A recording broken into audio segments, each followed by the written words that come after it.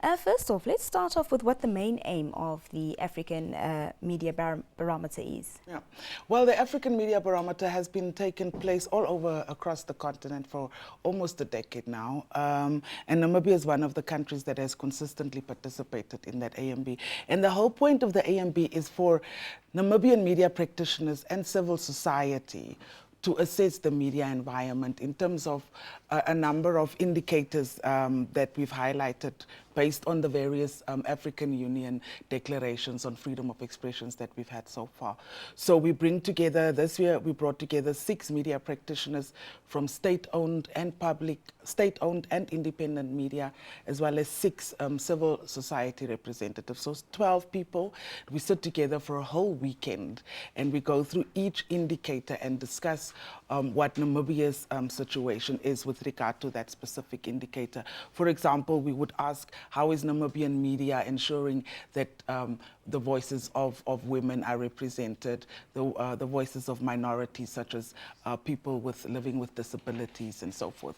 And then we have to critically discuss and analyze that, and then we give Namibia a score based on that indicator.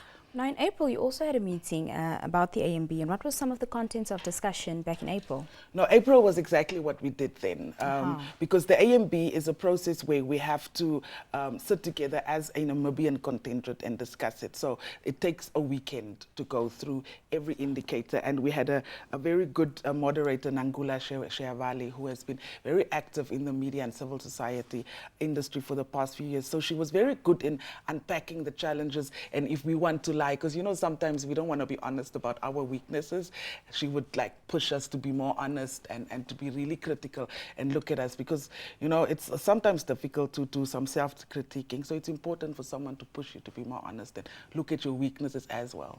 What other findings were concluded in April's meeting? Well, I think one of the main findings that we've had so far is that Namibia desperately needs an access to information law, because that would certainly lead to the improvement of journalism in this country.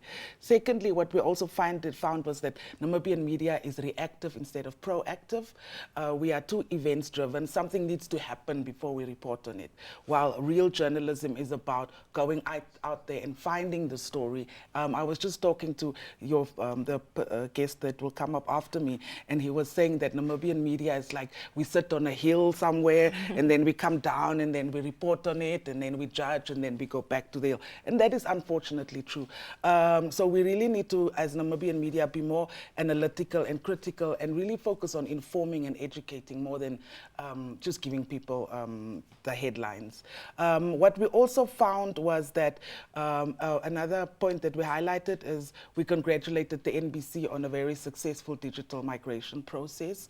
We raised concern about the fact that you have to now buy a decoder, so that can be a slight barrier to access to information, but we have to give the NBC props for doing a good job in terms of the digital migration.